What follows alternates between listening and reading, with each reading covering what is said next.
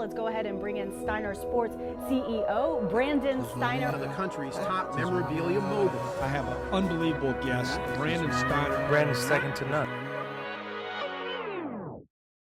If you love sports photography, I rank this person right up there. This is where we get our special photos, when we need something really specially shot, or hopefully he's got something from a big game. You know he's there. He's relentless, does not stop working, and the quality of his work is insanely good.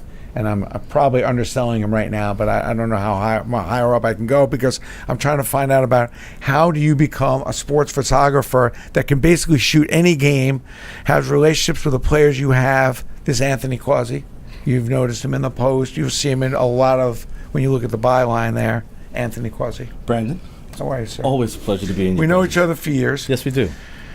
First of all, how do you? We got to start at the beginning, because a lot of people out there are always looking at different careers, or they're looking at just kind of how'd you ever get there. I always look at Kazoo. You ever watch the Flintstones? Yeah. Man, I wish I was that person in that camera pit. And sometimes I look down and I'm like, that's a fun job. Like, you're just there shooting. But how do you get there? How do you get there? It's an old question. It dates back 24 to almost 25 years for me.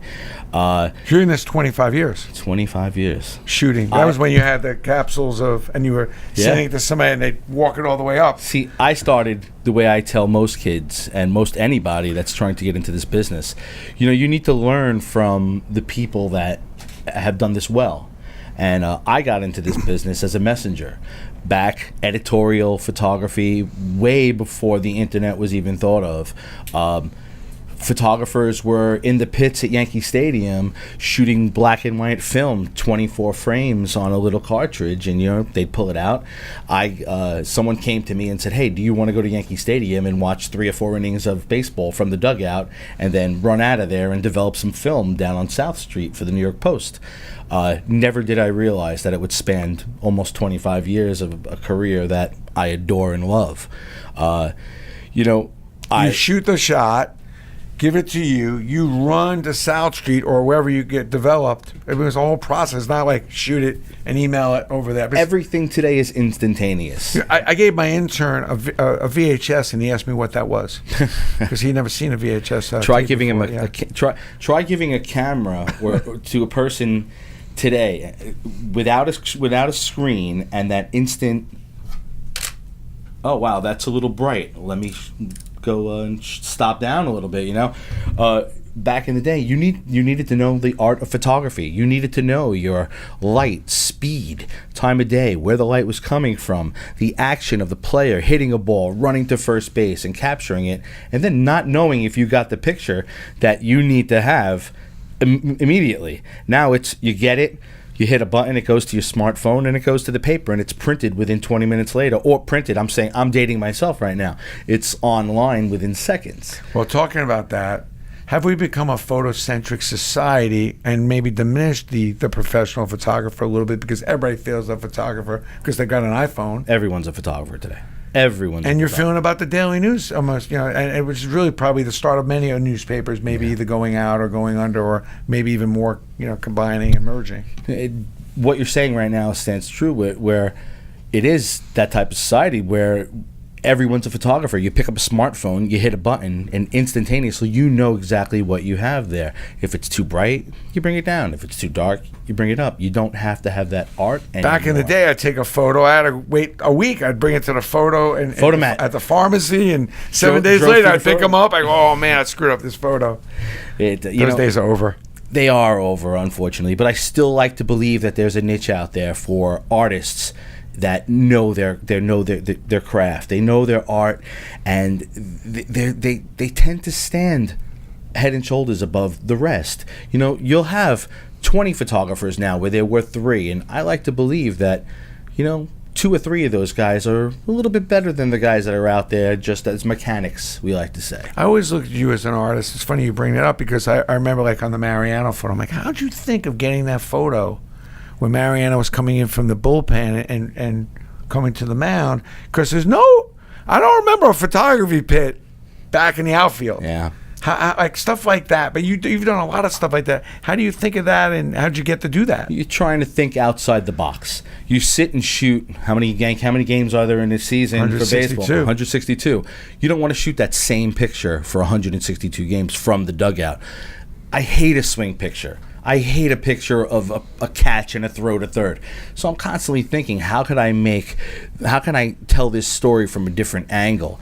Mo coming out of the bullpen, you know, his big back, his number blazoned on the back. It's the crowd ahead of you. It's my second favorite picture that I ever shot. And your first? It's right here. Oh, thank you. By the way, you gotta have balls. And the patience you had for me on that day, because I remember we did my the number shot. one favorite photo I've ever taken. And what's funny about that shot is that we did a whole shot, which I can't believe you were willing to do it for me. Which thank you.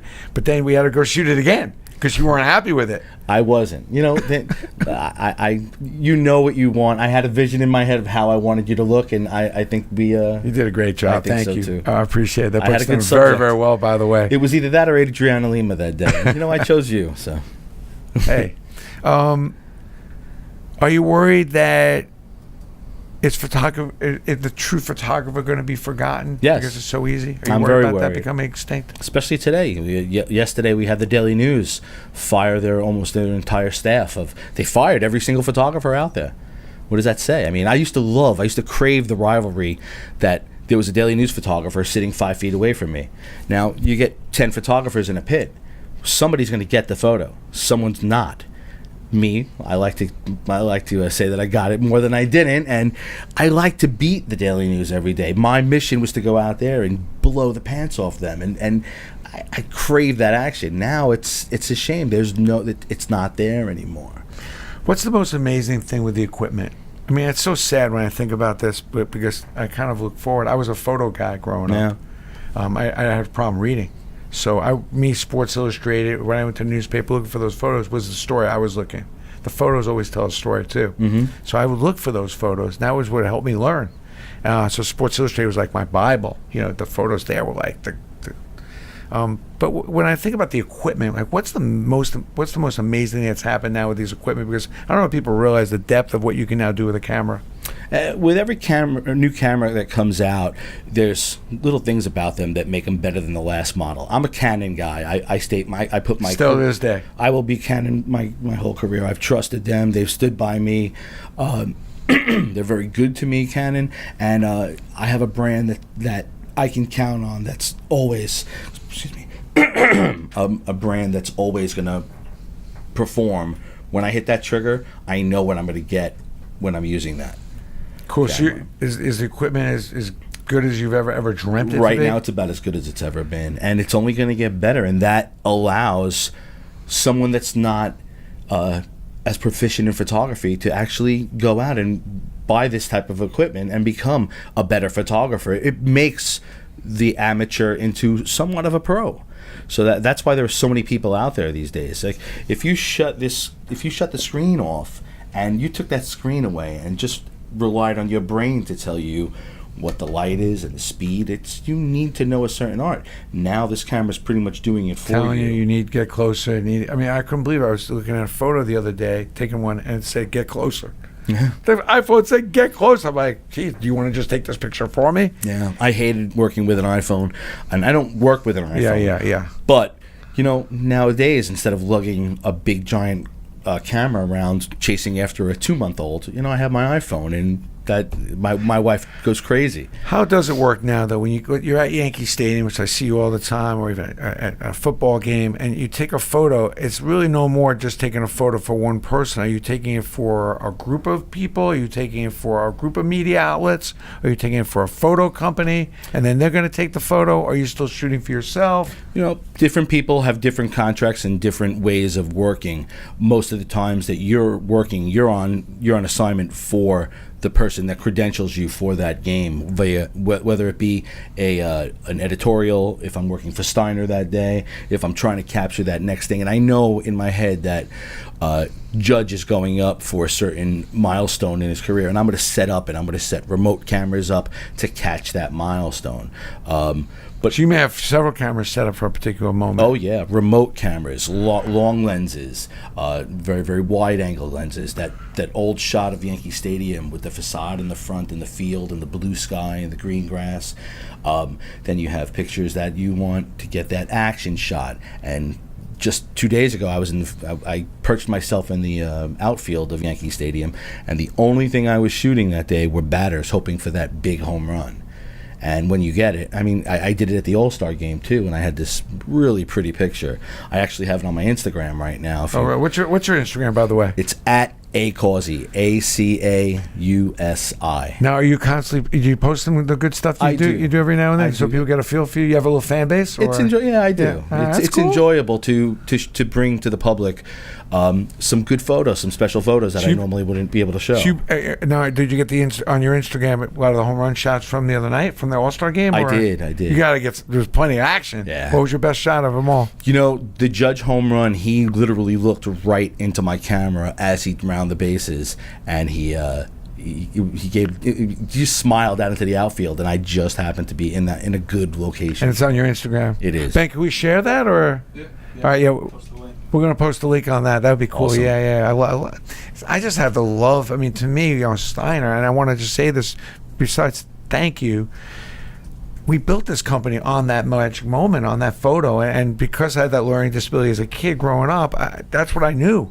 I knew to look for that great photo, and I could see whether it be the eyes, like you looked into my camera, that little smile. Yeah. There's such a fundamental difference between a great photo and a good photo and an extraordinary photo. Yeah. And I think that can't be missed because that's the moment. And it's not only the moment, but I mean the magnificent moment. Brandon, when you capture it all. You doing what you do, you understand what a photographer goes through when they're trying to capture that moment. You have that passion that we have and that vision for a good photo. I miss going through 500 photos. Me too. 2 full days. Me too. And by the way, it was not online. You're calling up photographers and asking them to find the one photo. You're going through every magazine, every newspaper. You're on some stupid newsstand and it's got 30 different newspapers around the country to find that one photo. Then you got to find the photographer. Yep. And you were looking through a little loop, not a screen, a big giant computer screen with four monitors in front of you. I miss being in the basement of a dark room, musty dark room, hoping that photo is in that loop that you're going to find. And that's part of the art that you can't explain to a kid today that's got an iPhone and a computer and an Instagram account. You know. There was nothing like stepping into a dark room after a Yankee game at 11 o'clock and then opening up the door and it's 7 o'clock in the morning. And you don't even realize that 7 hours have gone by. And some of those mornings, there were long nights, you didn't get much. No, not at all. But when you did find that magical photo, like when you found after searching, and you finally found some 90-year-old guy who shot Roger Staubach. And we look in the basement, I'll see if I can find that photo, which I should. And it's like, wow. The checker jacket and the straw hat and on Landry, Oh God, walking through Yankee Stadium in the middle of the night and Mickey Mantle's walking towards you in a hallway that's 4 or 5 feet tall, and you're crossing paths with people that you collected their baseball cards your whole life. That's another part of the business that's spectacular. You're in these stadiums with these people that you're enamored by, and you can't help but to be a fan. Any celebrities that really you found had a great appreciation for your photography or photography in general, and would ask you, do you have a shot or this or that? Listen, there's one athlete that you can ask me anytime who comes to mind when it's the person that I would always want to have in front of my camera, and it's Derek Jeter. And he appreciated the photos, and I didn't realize his appreciation until when he was out of the game. What totally blew my mind is on his last book, he gave me an acknowledgement in the credits, and it blew me away. And we spoke about it, and he's a fan of a good photo. And a hard worker. He's a very hard worker. He's a big fan of the hard worker, though. He's a big fan of the grinder. Not the person who necessarily is in the limelight. And he'll look at that camera pit and he'll see who's there all the time. Yeah. He'll look for the journalist that's there all the time, grinding out, and isn't trying to make a bigger name for themselves on someone else. We talk about that every now and then. I think it gets understated, the hard-working person who's grinding to be extraordinary. And I think that's what he probably saw in you. He knew you were there all the time. He knew you were trying to get the great shot. But there's nobody more photographic than him. Oh, man, I miss him. I miss shooting him every day he's out there. These new guys are phenomenal. They're electric to shoot, but I'm a fan. It was really hard. The blowing the bubble, the chitter chatter, just the look of he always managed to keep a 16-year-old look in his face, right? We don't have enough time to even touch the surface of what it was like to shoot Derek Jeter. I'm going to be one of those old guys that when kids don't even, you mentioned Derek Jeter, they're like, who was that? And no, it's just another myth. But an icon, I should say. But I'm going to be that old guy that sits there and tells about the glory days of what it was like to step out there and shoot a game when you had no idea what you were going to expect from shooting him that night. I would tell my kid, I'd say, listen, we're at the hockey game. Don't worry about the game. Just watch Mark Messier. Oh. Just watch Wayne Gretzky. I remember when he had the hat trick that night against the Panthers. I said, just watch Wayne Gretzky tonight. Yeah. Don't not worry. And thank God my kid was like, 11 at the time. I was like, Dad, that was unbelievable. Or, when you go to a Yankee game, like you get caught up in so much stuff going on. Just watch Derek Jeter, especially when he's next to A-Rod. I mean, the two of them together too. I mean, you can say what you want, but that's that infield. Whew. When you think about the talent that's kind of played on that field, Definitely, it's amazing. And then you couldn't leave early because you got the Sandman coming in. Mo, that's another amazing individual. And with photography, what I loved about the photography on Mo is that you see the perfect form. Yes. Which I've never seen somebody have more perfect form, forgetting all the other stuff, than he did. Yeah, but perfection, amazing. To touch on Mo too, Mo's one of you really can't touch on Mo in minutes, but Mariano is another one of those guys that you just have to sit in front of for 5 minutes and have a conversation to realize how special he is. He's so much more off the field than he was in that ninth inning. There's no question. Oh. And he's proving it every day. Yeah. Well, thanks for joining. I know you got some other stuff you got to do, and you're here to work out some photos with us. Yes. Anthony Causi, join him on Instagram. Thank you. A Causi, my first initial, my last name, @A Causi. We're going to post it underneath. You'll take a look at some of our favorite photos of his as well. We'll post that as well. Thanks for joining.